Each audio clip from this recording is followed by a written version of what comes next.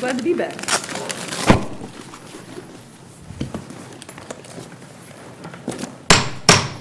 All right, good afternoon. Call to order the June 13th, 2018 meeting of the West Sacramento Port Commission. Commissioner Ledesma, would you like to lead us in the pledge? Ready? Begin. I pledge allegiance to the flag of the United States of America and to the republic for which it stands, one nation, under God, indivisible, with liberty and justice for all.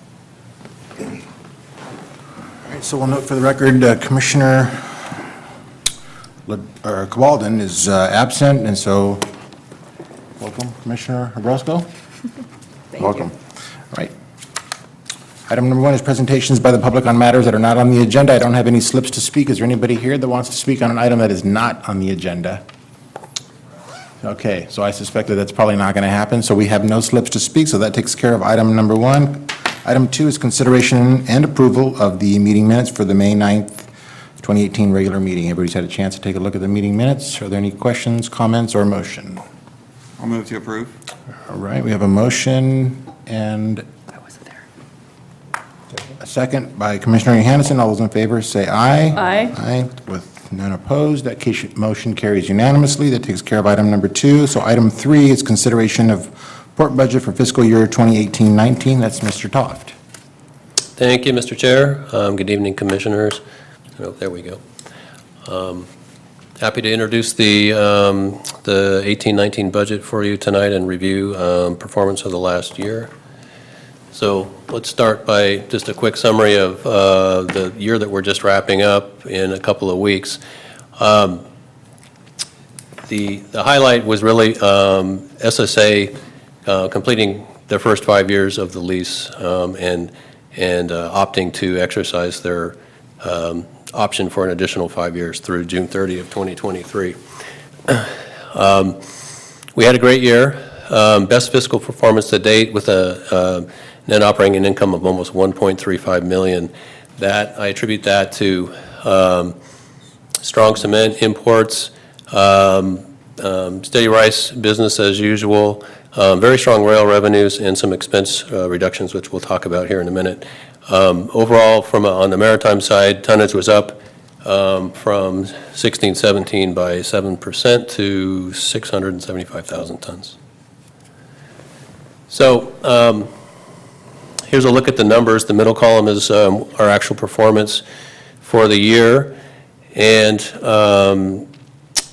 you can see we overperformed on revenue and expenses both, resulting in that $1.35 million that I mentioned. There's some one-time revenue and expense, which I'll get into here in just a minute, and you can see we have a surplus for the year, which gives us almost a little over $2.5 million actually as our balance at the end of the year.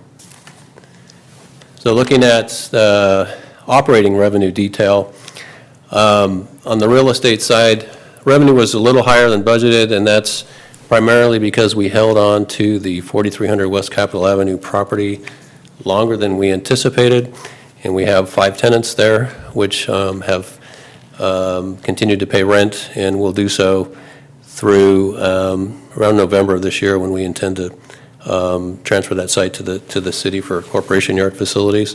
We had a very strong, moving down to the next line, vessel and rail fees. A little less of a year in terms of vessel revenue, actually, but a very strong year in rail. And that was really the highlight of on the revenue side. On the expense side,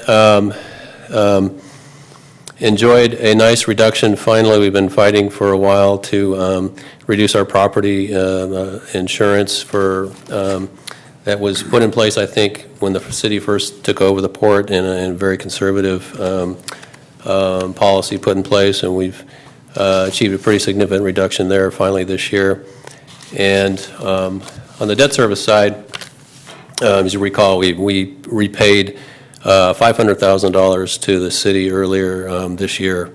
That was part of the overall loan from the city for operational expenses dating back many years. So let's look at the one-time revenue expense for the year.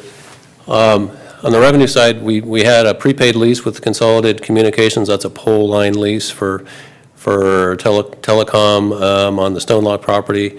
And then we sold the remnant piece, you might recall, next to 3689 Industrial Boulevard.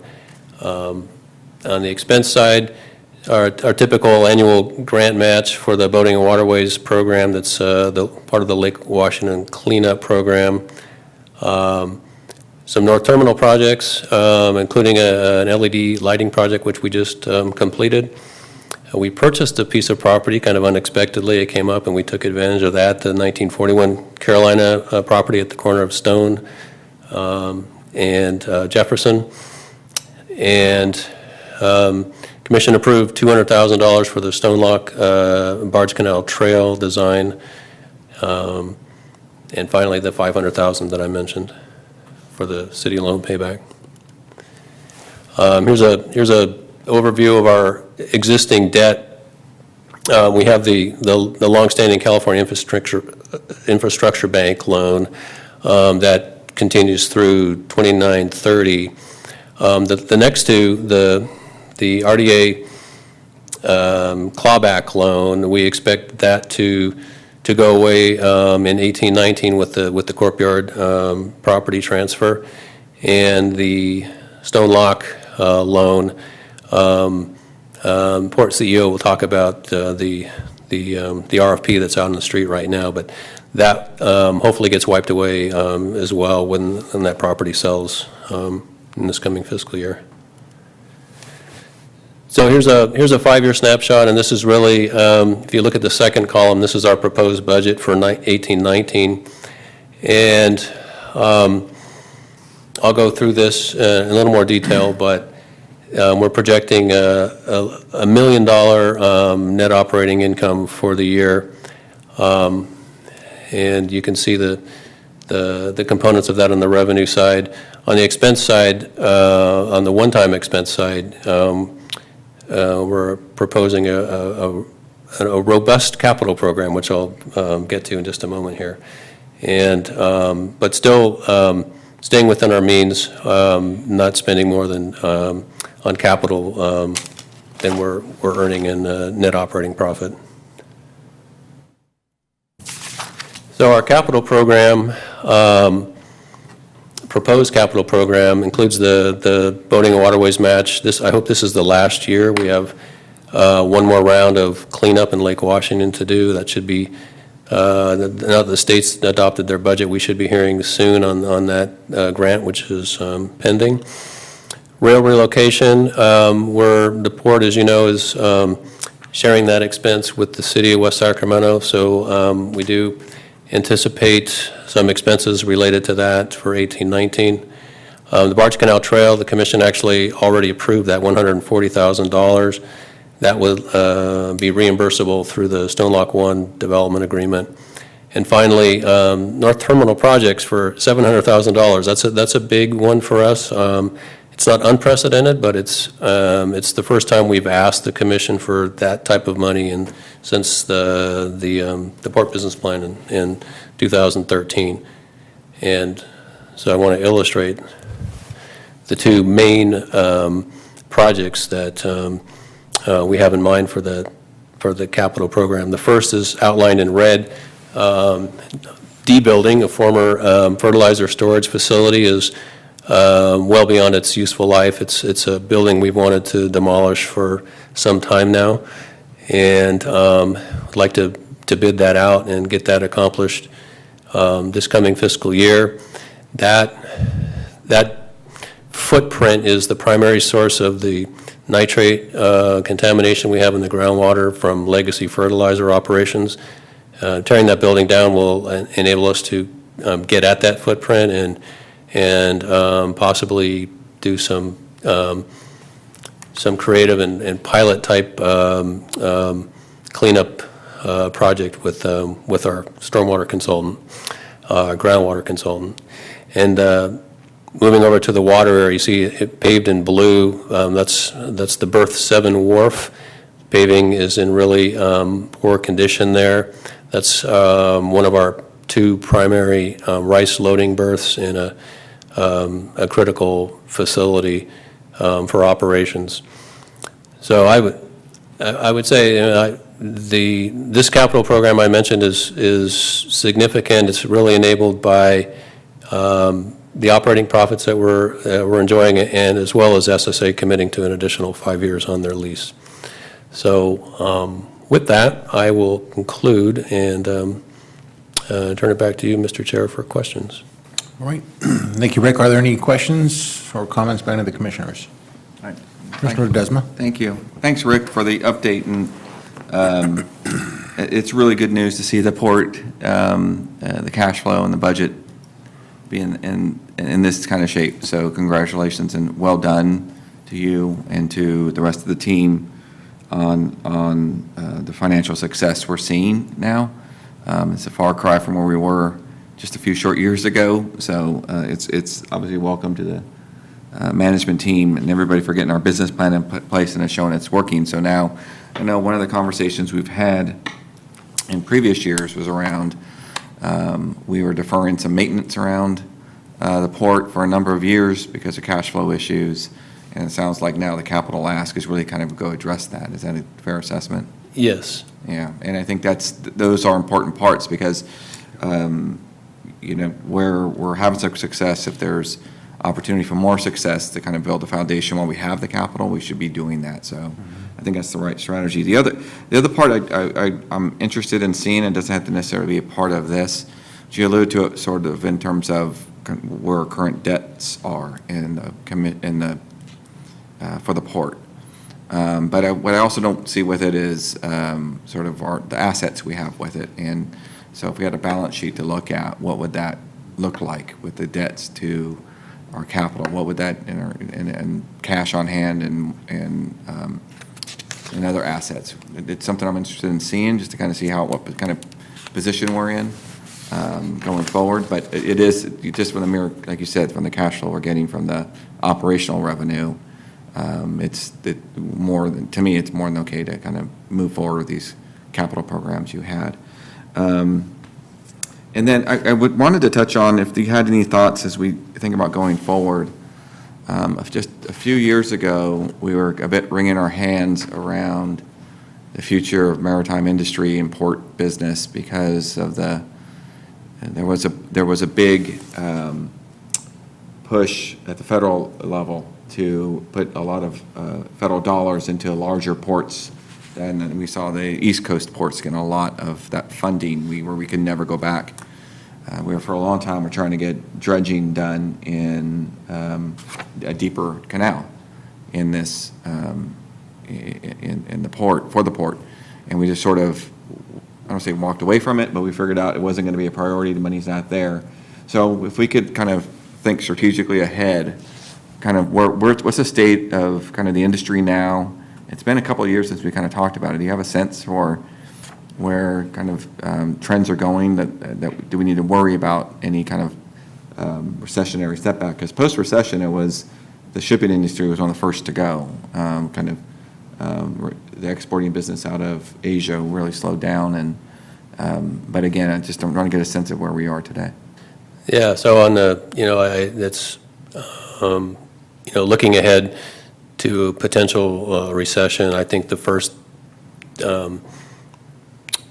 thing that declines and suffers is the cement import tonnage. We saw it go to zero for 5 years from 2009 to 2014. That's very correlated with construction and economic growth in general. We did survive that low period with our base rice tonnage, which is trade agreement cargo. It's not subject to market conditions, and that's primarily with Japan. And we're not seeing any impacts from the current trade flare up with China. So Which was my next question. On the channel deepening, we still have the same limitations. The channel deepening is really half the equation if you're looking to expand your cargo base. The other half being your cargo loading facilities and rail and does the city really want to engage in a growth strategy, particularly with our current rail alignment in place. We've concluded that we're always going to be secondary to Stockton, and so you won't see any recommendations from staff regarding a strategy to restart a deepening project. My question wasn't, should we restart that? The questioning was more around, because I think we walked away understanding that we kind of are where we are who we are, right? And I think we had agreed with that strategy. The question was more of around, and we can certainly ask maybe SSA to come back, and I'm just, at a certain point, there was a lot of investment in the maritime port industries federally just a few years ago, and have we seen an impact from that? Because looking at the dynamic or the budget model you provided, our operations are still are fine. We're the port is profiting from it, which is what we want. And I'm just trying to get a sense of if there was expansion in other ports across the U.S., exports are going to start moving there, or are we pretty because we kind of took this strategy of sort of just being comfortable with a small port. We're pretty insulated from the kind of the more the global economy at work. Yeah, I would say we are insulated. Our niche is our proximity to the rice growing area in Northern California. So the investments on the East Coast ports, for example, I think were related to the Panama Canal expansion and That's container right. trade, which is not what we do. Our business is really rice and cement, and so I don't see any loss of opportunity or more competition related to other ports making those investments. Stockton is always our main competitor for rice, and every year they take part of that market share. That we've been dealing with that for 15 years, and the cement players here have invested in facilities, so I think they're, as long as the demand is there, we'll continue to see that tonnage move through our port. So does that answer your question? It does, because I think what I'm getting a sense of is the model we're looking at, is it sustainable? I mean, we can all hypothesize whether the recession is coming or not, and they eventually do. So going into making a decision about a capital improvement, to me, again, the program you've offered is, I don't want to say modest because it's the most you've asked for, but it is a wise investment to kind of, again, make sure we're sustainable should a lean year come back. I'm just trying to get a sense of, this gives us a snapshot of where we are today, but, and I'm glad you have thought about 6 months, a year from now, where we might have problems should there a recession pop up or any other global forces impact what we have. So anyway, that's my only question. Right, yeah, no, good questions. Commissioner Hanson. Thank you. Yeah, I think this looks like it's a good operation model that we chose a while back, and it also gives us the opportunity to look at this more as an investment entity and some of the things we're doing on the land. But going to the surplus, it looks like after the projected 2.5 million surplus projected, and getting back to the deferred maintenance issue, have you quantified that to see exactly what our deferred maintenance cost is right now and how that compares to this surplus? Well, not in detail. I think, deferred maintenance remains our, on the building improvement side, we're talking about roofs, replacing a roof. That's not so much of a concern. We have some paving that's deteriorating. Those are pretty basic bread and butter improvements. I think the real kind of liability, if you will, is related to, and it's long-term, is related to groundwater cleanup and contamination in general. That is well beyond our cash reserves. And, to Commissioner Ledesma's point earlier about our assets in general, I would say we're land rich, but I wouldn't recommend, using land assets to pay for North Terminal contamination and cleanup. So That's an area of weakness, frankly, long-term. So we recognize that. For the next 5 years, just, working with SSA on operating and handling the rice and the cement. I don't anticipate anything beyond maybe a roof replacement or some additional paving. The docks and piers themselves are in good shape. So I'm comfortable with the current level of reserves relative to those short-term building maintenance issues. And then long-term on the contamination issue, do we have a timeframe of when that's going to be an issue, or the number involved? I mean, is it something we can plan now? Well, we're Address? starting to plan it. So off to the left of this picture that's on the screen, you can see our two stormwater ponds. Those were built, it's in the upper left corner of the screen there.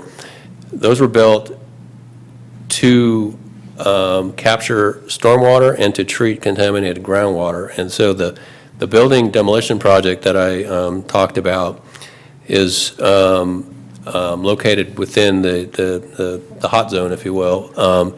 And so a long-term strategy, once we get that building down and we can attack that footprint, I have had some conversations with our current groundwater consultant about doing some type of, for example, one could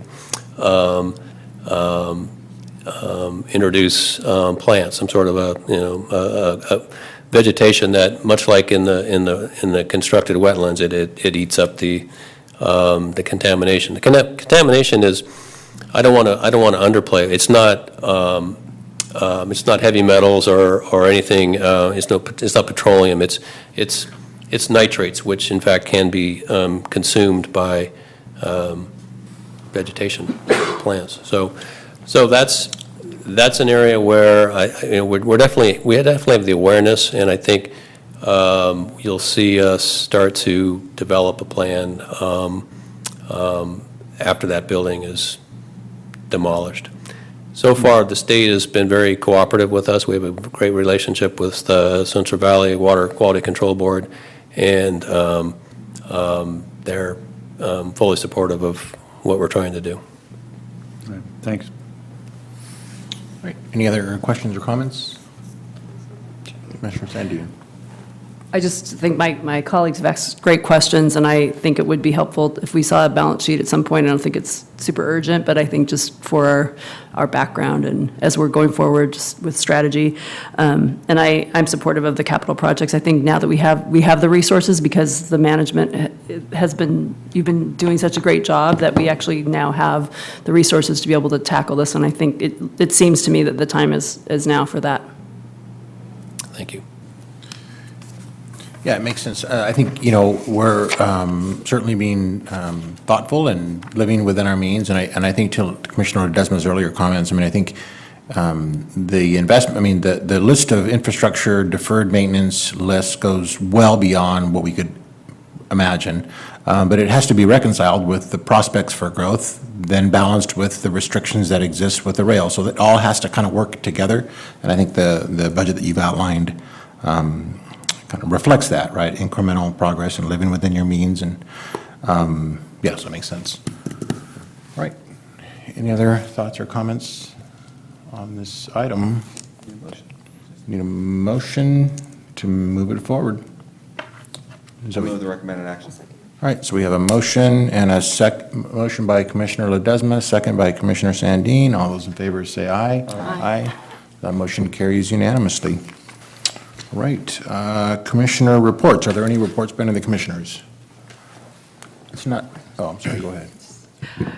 Well, I just Yeah, wanted to thank our CEO for the work you've done. I know this is your last Port Commission meeting, but thank you so much for your leadership. Thank you. We've gotten a lot accomplished under your tutelage. Thank you. Yep. Yeah, no, I was going to say the same. Yeah, no, absolutely. I was going to recognize Marty as well. I know In the interview for the city manager position, I think he laid out a series of things that he would do if he were to be selected as the city manager. So I'm speaking a little bit out of turn in terms of my hat. But on the Port Commission, you made it very clear that the port was salvageable, and you came in with a very aggressive plan, despite the fact that it had institutionally been saddled with an amazing amount of debt and problems, if you will.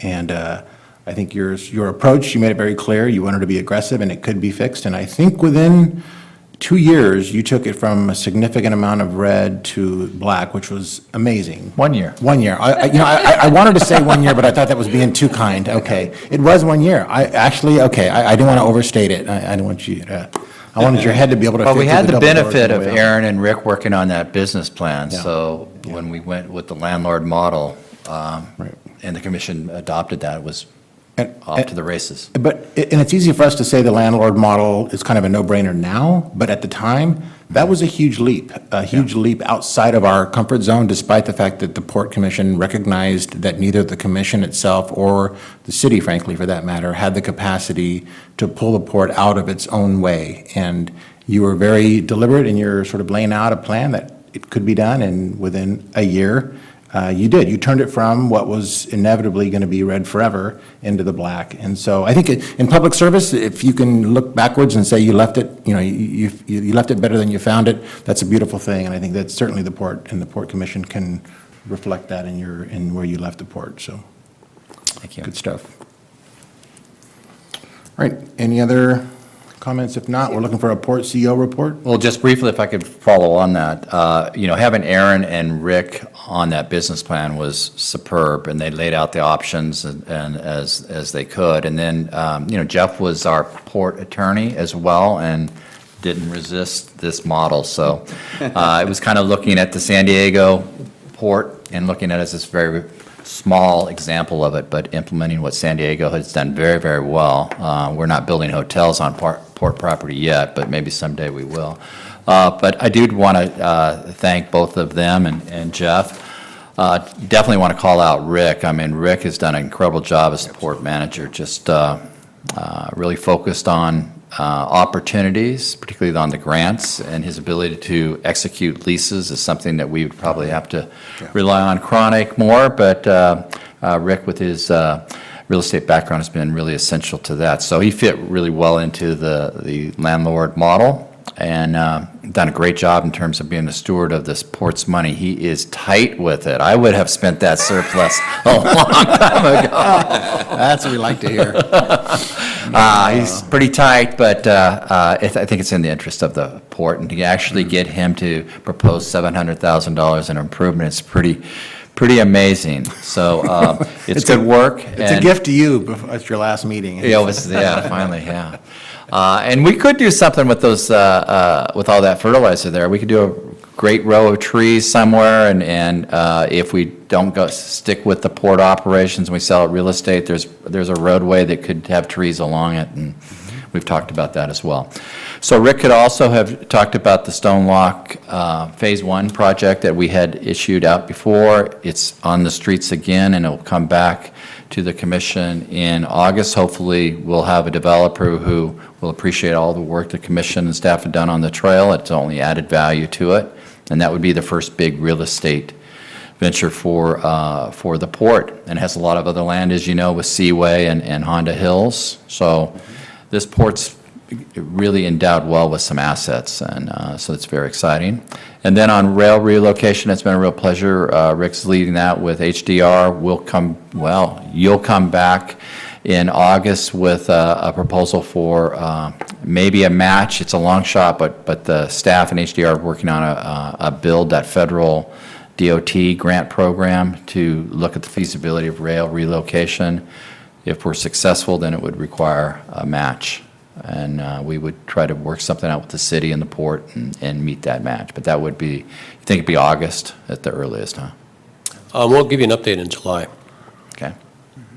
That's awesome. So in terms of case studies, this has been a great one, to see how it's turned around and then sustained, and having SSA sign up for another 5 years was really impressive. And it's kind of recession-proof. That lease doesn't it's a baseline lease, and if there is more cargo, then we get a share of that. So for the next 5 years, I think you're in good position to maybe look at those other assets and get them ready for development, get them off the government rolls on the property tax, and see some really high-quality development around, the Port Waterway. So thank you for all your support. Mr. Chair, thanks for always getting back to me. It's been a real pleasure working with you. It's great that you left the city council and came on this so that we could keep our relationship going, so I really appreciate it. Of course. Jeff's been great. Every time we need something, he's there. So you're in good hands with the editor and writer on the Port Business Plan. He'll be sitting over here next month. Looking forward to it, I'm sure. Excellent. If I could just say, on behalf of the staff, thank you, Marty. All the work that you described wouldn't have been possible if you hadn't empowered us to do it. So I know Rick and I both appreciate it, so thanks.